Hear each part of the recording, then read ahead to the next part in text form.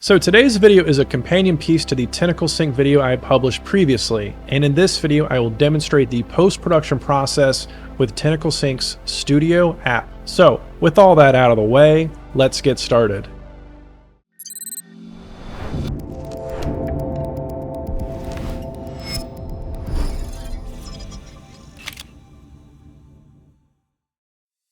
Now, if you haven't viewed the previous Tentacle Sync video I had published, I do recommend clicking on the link in the description below.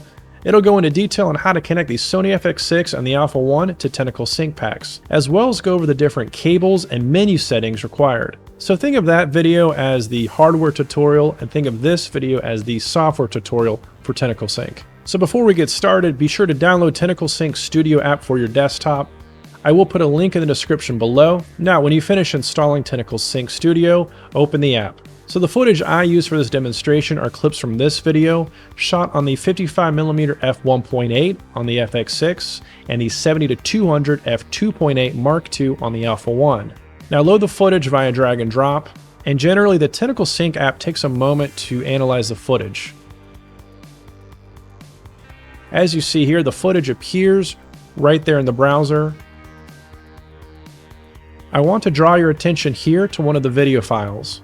And as you see here, there are two types of timecode, file timecode and audio timecode. And you will see the green circle next to video, which indicates this part of the file is necessary to Tentacle Sync's overall synchronization of the project, while a yellow circle indicates this part may be available to use, but it is ultimately unnecessary to the project synchronization. So now that we have our files ready, click the sync map and you will see all the files laid out.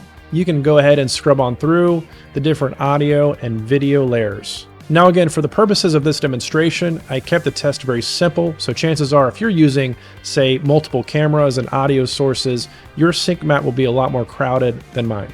So if we take a closer look at the sync map, we can see here there's the video layer for the FX6, the video layer for the Alpha 1, and then also the audio tracks that pertain to both cameras. In the FX6's case, there are multiple layers of audio, and for the Alpha 1, you can see here there's even the audio timecode right here that you can listen to. And when you're ready to export, depending on your project's needs, you have four options. You have XML and AAF for unencoded media, and then media and WAV for encoded media. So breaking this down, XML and AAF, those will be used likely in third-party softwares.